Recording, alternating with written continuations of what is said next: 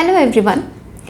दोस्तों, हमारे देश में एनीमिया यानी कि खून की कमी सबसे कॉमनेस्ट बीमारियों में से एक है और इसको इवन पहले तो ऐसा था कि महिलाओं में ज़्यादा देखने को मिलता था, आजकल ये पुरुषों में भी देखने को मिलने लगे और बच्चों तक में आजकल पुअर हीमोग्लोबिन यानी कि खून की कमी की समस्या देखने को मिलने लगी है।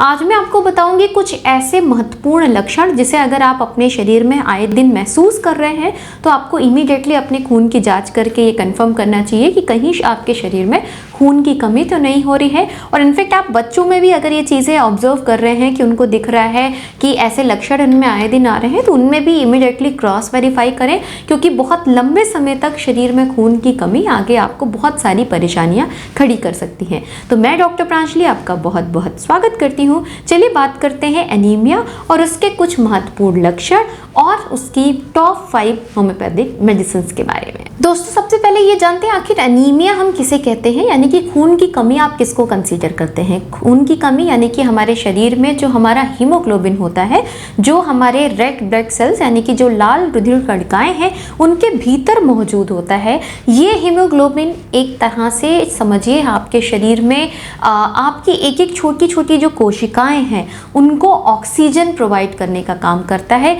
ऑक्सीजन हमारी कोशिकाओं का भोजन होता है, क्योंकि जब तक अगर उन्हें ऑक्सीजन सही से नहीं मिलेगी वो मेटाबॉलिज्म अच्छे से नहीं करेंगे और अपने आप को वो प्रॉपरली हेल्दी और लिविंग नहीं मेंटेन कर सकते, यानी कि जीवित नहीं रह सकते अगर उनको प्रॉपरली ऑक्सीजन नहीं मिले। यही हीमोग्लोबिन जब आपके जो रेड ब्लड सेल्स हैं उनमें कम होना शुरू हो जाए और इवन ओवरऑल आप में जो लाल रुधिर कणिकाएं हैं उनकी कमी होने लग जाए तो इसको आप खून की कमी यानी कि एनीमिया कहते हैं। बहुत सारी कंडीशंस होती हैं जिनमें आपके शरीर में जो है एनीमिक कंडीशन डेवलप हो सकती है, लेकिन बीमारी जानने से पहले हमें लक्षण जानना है कि कैसे आप पहचानें आपके शरीर में कहीं खून की कमी तो नहीं हो रही है। सबसे पहले आपको आपके शरीर से ही देखने में समझ में आने लगेगा कि आपके शरीर का जो रंग है वो पीला मटमैला रंग का दिखेगा। आपकी जो आंखों के अंदर की स्क्लेरा है, जो आपको एक सफ़ेद जो झिल्ली दिख रही है वो हल्की पीली सी दिखेगी। यहाँ आप आंख ऐसे करके देखेंगे, यहाँ पे आपको पिंकिश ना दिख के येलोइश या वाइटिश से जो है सफ़ेदी लिए हुए आपको आपकी स्किन दिखाई देगी। आपके जो ज़बान है उस पर एक पीले रंग की परत दिखाई देगी। आपके नाखूनों में आपको जो ऐसे आप प्रेस करके देखें उनमें गुलाबीपन ना दिख के सफ़ेदपन ज़्यादा दिखेगा। आपकी हथेलियाँ आपको ज़्यादा सफ़ेद सी महसूस होंगी। इसके अलावा आपको आए दिन कमज़ोरी बहुत ज़्यादा लगेगी और वो ओवरऑल आपको वीकनेस लग सकती है। वो शारीरिक मानसिक यानी कि मेंटल और फिजिकल दोनों ही तरह से आपको शरीर में कमज़ोरी महसूस होगी। आप कुछ भी काम करने की कोशिश करेंगे, आप थोड़ा सा भी आप चल रहे हैं आपको बहुत ज़्यादा सांस फूलने लगेगी। सांस फूलने के साथ साथ आपको आँखों के आगे अंधेरा सा आना, चक्कर सा महसूस होना, एकदम जैसे सडन आपका शरीर एकदम घूम गया, ऐसे इसको स्पिनिंग कंडीशन बोलते हैं, वो होने लग गया। आपको जो है आपके हाथ पैरों में बहुत ज़्यादा अकड़न सी लगेगी, ऐसा लगेगा जिसमें एकदम शरीर में जान नहीं है, पैरों पे किसी ने मारा है, ऐसा दर्द आपको हमेशा बना रहेगा। आपको जो है सांस फूलने की प्रवृत्ति देखिएगा। आप थोड़ी सी सीढ़ी चढ़े, थोड़ा सा आप चल लेते हैं, आपको बिल्कुल सांस लेने में तकलीफ होने लग जाए। ये सारे लक्षण आपको शो करते हैं कि आपके शरीर में हीमोग्लोबिन की कमी हो रही है या फिर आप एनीमिया के शिकार हो रहे हैं। इसके साथ साथ दोस्तों आपको आए दिन जो आपके हृदय गति है, जैसे हार्ट रेट बोलते हैं, उनमें बहुत ज़्यादा चेंजेस महसूस होंगे। इसको इरेगुलर हार्ट बीट बोला जाता है। आपको पैल्पिटेशन सी महसूस हो सकती है, एकदम हार्ट पे आपको धड़-धड़ सी फीलिंग आएगी। आप लेटे हैं तो अचानक से आपको लगेगा कि आप अपनी हार्ट बीट सुन पा रहे हैं और वो बहुत तेज़ी से चल रही है। इसके अलावा आपको आपके हाथ पैर बहुत ठंडे से लगेंगे। आपको लगेगा कि हाथ एकदम जैसे बर्फ़ सा हो रहा है, पैर एकदम बर्फ़ सा हो रहा है, सर्कुलेशन आपका गड़बड़ हो रहा है शरीर का। आपके बाल आपको बहुत ज़्यादा झड़ते से लगेंगे, स्किन बहुत ज़्यादा सूखी रूखी बेजान सी लगने लगेगी। तो ये सारे ही ऐसे लक्षण हैं जो शो करते हैं शरीर में खून की कमी को। अब आप इसको पता कैसे कर सकते हैं? आप शरीर के आप इसकी जांच आप लेबोरेटरी में करा सकते हैं। खून की जांच से आपको पता चल जाएगा कि आपके शरीर में हीमोग्लोबिन की मात्रा कम हो रही है या आरबीसीज कम हो रही है। ये सारी चीज़ें आप उनसे जान सकते हैं।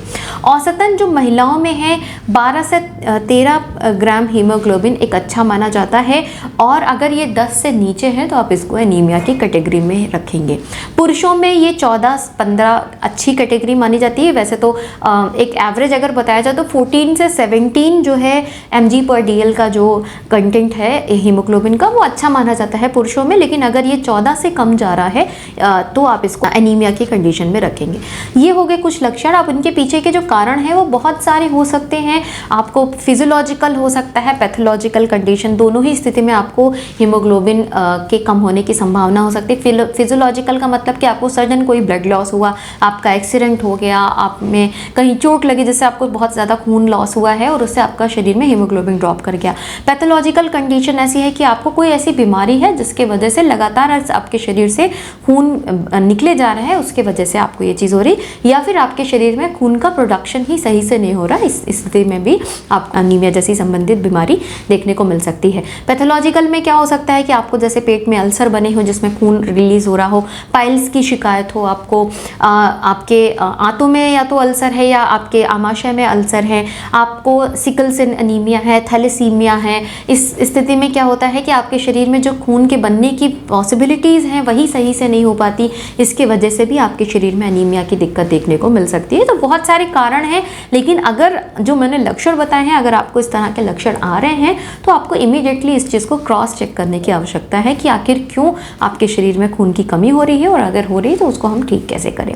अब बात करते हैं होम्योपैथी की कुछ टॉप 5 मेडिसिन के बारे में जिसका बहुत अच्छा एक्शन होता है खून की कमी को बेहतर करने में। सबसे अच्छी मेडिसिन मानी जाती है फेरम फॉस। आप इसको 6x पोटेंसी में यूज़ कर सकते हैं, 4 टैबलेट्स दिन में 3 बार।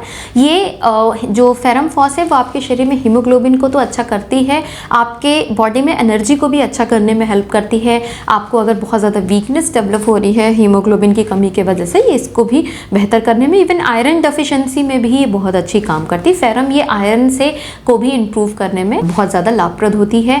आपको उन लोगों को ये देना है जिनमें हीमोग्लोबिन की कमी से बहुत ज़्यादा वीकनेस, बहुत ज़्यादा डलनेस आ रही है, हाथ पैर का कलर बिल्कुल पीला पड़ गया है, ऐसे लोगों को आप फेरम फॉस ज़रूर दें, उनके लिए ये बहुत ज़्यादा लाभप्रद होगी। 6x पोटेंसी में लेना है, 4 टैबलेट दिन में 3 बार। 10 साल से छोटे बच्चों को दे रहे हैं तो आप 2 टैबलेट दिन में 3 बार करके भी ले सकते हैं। दोस्तों नेक्स्ट मेडिसिन है नैट्रम म्यूर। आप इसको 30 CH पोटेंसी में प्रयोग कर सकते हैं। खून की कमी उन लोगों में आना जिनमें बहुत लंबे समय से ग्रीफ या सैडनेस या स्ट्रेस रहा है, ऐसी कुछ सिचुएशन घर में रही, ऐसा कुछ सिनेरियोज डेवलप हुए जिसके वजह से आपका खाना पीना बिल्कुल बंद हो गया है, आप ना खा रहे हैं, आप बहुत उदास रह रहे हैं, उसके बाद आपने देखा कि आपका जो ईटिंग हैबिट्स इतनी पुअर हो गई थी जिसके वजह से आपके शरीर में बहुत ज़्यादा एनीमिया डेवलप हुआ है, खून की कमी हो गई है, उन लोगों को नैट्रम म्यूर आप दें। उनकी स्ट्रेस वाली कंडीशन भी इम्प्रूव करेगी, साथ में उनका हीमोग्लोबिन भी अच्छा होना शुरू होगा। ये नैट्रम म्यूर इनके शरीर में मेटाबॉलिज्म भी अच्छा करता है, वाइटलिटी को भी इम्प्रूव करता है और टेंशन स्ट्रेस को भी कम करके साथ में हीमोग्लोबिन भी अच्छा करने में हेल्पफुल रहता है। नैट्रम म्यूर आप 30 CH में प्रयोग करें, 4 बूंद दिन में 3 बार दें। 4 बार तो बहुत एक्सट्रीम, अगर बहुत लोअर है 3 टाइम्स अ डे देना शुरू करें। बच्चों को दे रहे हैं, 10 साल से छोटे बच्चों को आप 2 बूंद दिन में 3 बार करके दे सकते हैं। ये बहुत ज़्यादा हेल्पफुल होगी, स्पेशली उन लोग के लिए बहुत अच्छी होती है जिनको खाने में नमक बहुत पसंद होता है, थोड़े से इंट्रोवर्ट लोग हैं, जल्दी किसी के साथ मिंगल नहीं होते, बहुत ज़्यादा टेंशन लेते हैं, सोचते हैं, स्ट्रेस लेते हैं, डेफिनेटली इनको ये ऐड ऑन करें, उनके लिए काफ़ी ज़्यादा हेल्पफुल होगी है। नेक्स्ट मेडिसिन है कैलकेरिया फॉस। आप इसको 6x पोटेंसी में प्रयोग कर सकते हैं। उन लोगों में एनीमिया डेवलप हो जो बहुत लंबे समय से बीमार हो, शरीर में बहुत ज़्यादा कमजोरी आ चुकी हो, एब्जॉर्प्शन उनका बहुत अच्छा नहीं चल रहा हो, उसके फलस्वरूप उनमें एनीमिया डेवलप हो रहा हो। ऐसे लोग जो बहुत क्रॉनिकली बीमार चल रहे हो, कुछ एक्सीडेंट हुआ, फ्रैक्चर हो गया, बॉडी एकदम बेड रिडन हो गई है, धीरे धीरे उनके शरीर में खून की कमी आ रही है, जो वो खा रहे हैं शरीर में सही से लग नहीं रहा है, उन लोगों में आप कैलकेरिया फॉस दें। 6x पोटेंसी को प्रयोग करें, 4 टैबलेट दिन में 3 बार, बहुत हेल्प करेगी। ये एब्जॉर्प्शन क्वालिटी को भी अच्छी करेगी, बोन डेंसिटी भी अच्छी करेगी, साथ में हीमोग्लोबिन भी अच्छा करेगी। पेशेंट की क्विक रिकवरी में भी ये काफ़ी ज़्यादा हेल्पफुल होगी। दोस्तों नेक्स्ट मेडिसिन है चाइना ऑफिसिनालिस। आप इसको 30 एज पोटेंसी में प्रयोग कर सकते हैं अगर आप में शरीर में खून की कमी डेवलप हुई है, स्पेशली लीवर के डिसफंक्शनिंग की वजह से आप में बिलिरुबिन रेस करके और हीमोग्लोबिन आपका ड्रॉप कर रहा है, पेशेंट को बिल्कुल भूख नहीं लग रही है, शरीर में पीलापन बढ़ता जा रहा है, बहुत ज़्यादा वीकनेस, एग्जॉस्ट हो रहा है पेशेंट, लॉस ऑफ फ्लूइड हो गया है शरीर से, डिहाइड्रेटेड है पेशेंट बहुत ज़्यादा, उस कंडीशन में आप इसको चाइना ऑफिसिनालिस की 30 एज पोटेंसी को ऐड ऑन कर सकते हैं। 4 बूंद आप दिन में 3 बार देना शुरू करें। ये अंदर लीवर फंक्शन को भी अच्छा करेगा, साथ में जो पुअरनेस ऑफ वाइटैलिटी हो गई है इसको अच्छा करेगा, भूख बढ़ाएगा पेशेंट में, उसके एब्जॉर्प्शन को अच्छा करेगा, मेटाबॉलिज्म को भी अच्छा करने में ये बहुत ज़्यादा लाभप्रद होगा। नेक्स्ट लास्ट मेडिसिन है दोस्तों फेरम मेटालिकम है। 30 एज में आप इसको प्रयोग कर सकते हैं अगर आप में जो एनीमिया डेवलप हो रहा है वो है पुअर प्रोडक्शन के वजह से।